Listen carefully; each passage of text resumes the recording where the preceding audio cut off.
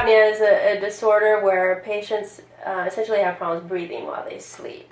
And people need to also remember that you can have sleep apnea even during daytime naps. Even if you doze off in the waiting room, you'll have apnea. So anytime you sleep, a problem breathing. This is becoming more and more of a problem within, particularly in the American culture. This is potentially due to one of the risk factors associated with sleep apnea, and that has to do with weight. We know, unfortunately, that the waistline of Americans has expanded over the years, and that has also correlated with the amount of sleep apnea that we are seeing.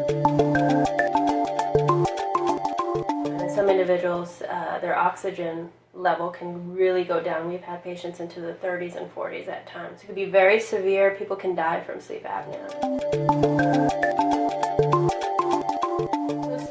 Apnea diagnosis is actually the one where, we definitely do the history.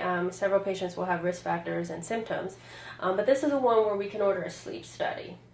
And for the patients that are pretty straightforward, they really don't have too many other medical problems. Simply they have the risk factors, and some of those risk factors could be, being overweight, being a man. So men have a higher incidence of sleep apnea, probably because they have bigger necks, more muscle and tissue, and testosterone may actually have a role. If you have a family history, then these patients, can actually have a sleep study, maybe even at home.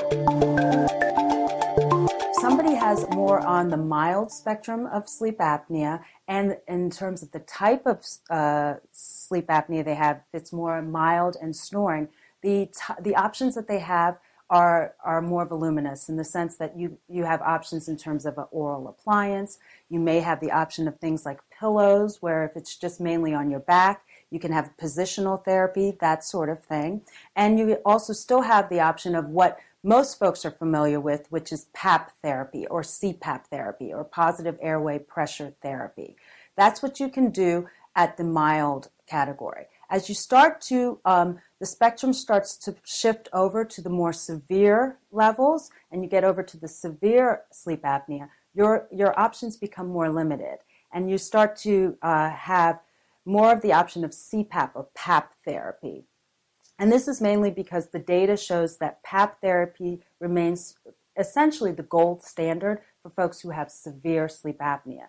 So again, the key issue is once you have any inkling that you may have sleep apnea, it's important to get it evaluated, then to determine where you are on that spectrum, and then it can be discussed with you and your physician what are the viable options you are based on where you fit on that spectrum.